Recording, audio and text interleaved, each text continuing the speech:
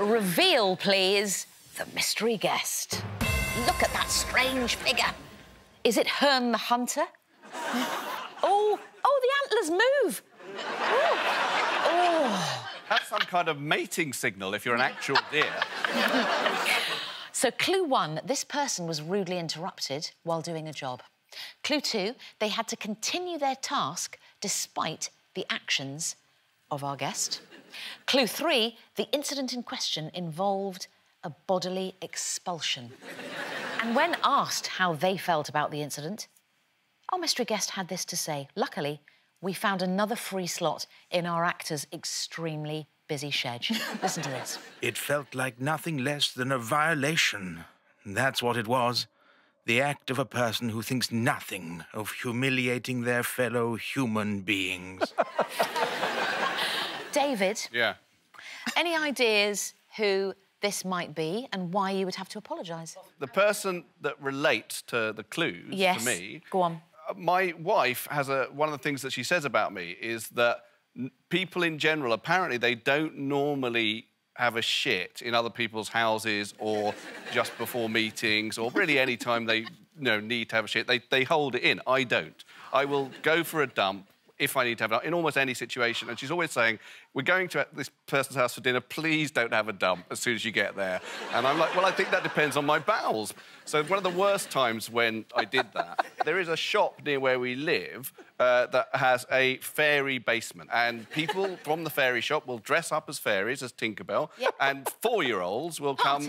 Parties. Oh, right. So our daughter, Dolly, was about 4 or 5 or something, and she was having a fairy party. It was a lovely fairy party. Next to the fairy party is a toilet. Oh, dear. And I think, well, I feel I need to use that toilet. And I'd had quite a big, I think, curry the night before. And I went to use that toilet. Then what happened is a girl who was 5 was outside waiting to use the toilet. When I opened the door, she burst into tears. And refused to use the toilet. And her parents were furious. And I sort of tried to avoid that situation and go and hide in a bit of the fairy party, but then brilliantly, Tinkerbell, the woman dressed as Tinkerbell who was hosting the party, who I'm assuming might be that person, came over to me and said, yeah, you could have lit a match. And I thought, that is the most out-of-character moment that anyone's ever done. You're supposed to be Tinkerbell. So that's who I think it is. Yes. Over there. Sophie, the pressure's on. Yes. Slightly, my friend. OK. I think the person that might be behind that screen is someone who lives quite near me. Right. During lockdown, there was sort of like a disturbance happening. One of my neighbours was coming round to borrow sugar. Yep. And he was like, are your neighbours down the street having sex in their front garden? And I was like...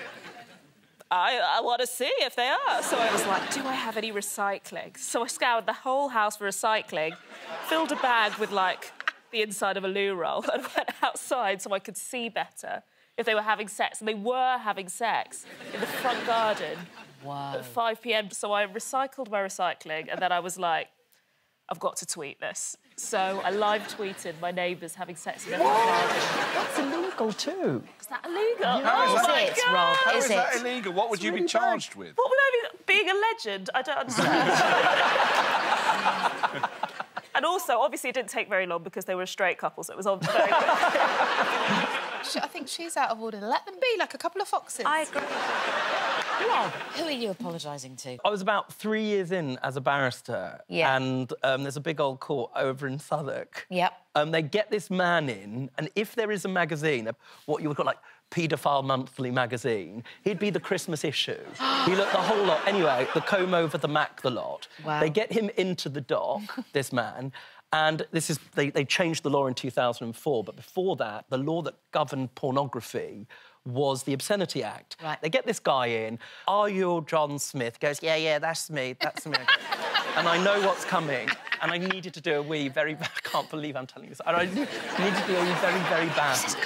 Count 1, you did have in your possession a video, contrary to the Obscene Publications Act. Yeah. Naughty nipples and lesbian schoolgirls. How do you plead? guilty, but with mitigating circumstances. Right. So it's just funny anyway, because everyone's posh, you're not supposed to laugh, you need to do a wee. Oh. So I start laughing like this. Oh, right. Rob. And then, of course, they get worse and worse, and some of them are in German. Oh. You know what I mean? Eine kleine Nippel geschlagen. Right, and this is what did it, like, really sent it over the edge, and I really need to go. And count number 10, and this is the God's honest truth, it was, you did have in your possession a video contrary to the Obscene Publications Act, namely, anal witness for.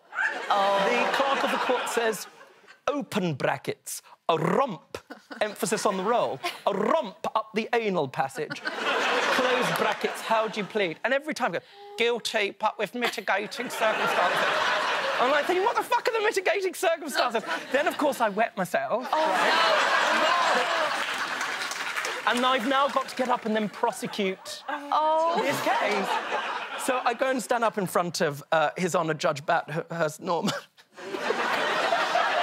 But it can't be this. And he said, oh, those of you who are not mature enough to do this job should separate themselves from the wig and the gown and perhaps the theatre or whatever it was he said. Right. Anyway, right, he then wrote to the management committee in Chambers. I really fucking doubt that's him in the Atlas. So but the person who was on the management committee at the time would have received the letter, but there's no way that that person's here because, like I thought you meant the pervert was too busy to come. I thought, what's he doing? Busy pervert. It's got mitigating circumstances. These are very, very, very murky stories, all three. Is it Sophie's naughty neighbour, Rob's brassed-off boss, or the poor fairy who had to put up with David's bubbling bowels? Let's reveal our mystery guest. Out we come. Who is it? Who is it going to be?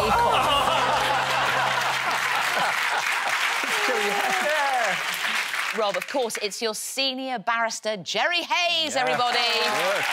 Mr. Jerry Hayes. Jerry, for all of us except for Rob, it's absolutely lovely to see you. What's your side of the story, Jerry? I wasn't there. I was on the management committee. Goes into court, is in front of, I think, Batty Norman, who was one of the Batty judges, Bathurst Norman. Yeah. And it was all about stuff being read out, as they used to do in those days. But, of course, he was there. He got a fit of the giggles. He pissed himself, as one does. And, of course, we got a strict letter from Batty Norman. Man, it's a disgrace to the bar. So we on the management committee had to come and give him a ticking off. Now, Rob, are you going to apologise to Jerry? Absolutely no fucking way to. Is this a sort of camp lawyer off? Trust me, yeah. Jerry Hayes, thank you very much. Big round of applause for Jerry Hayes.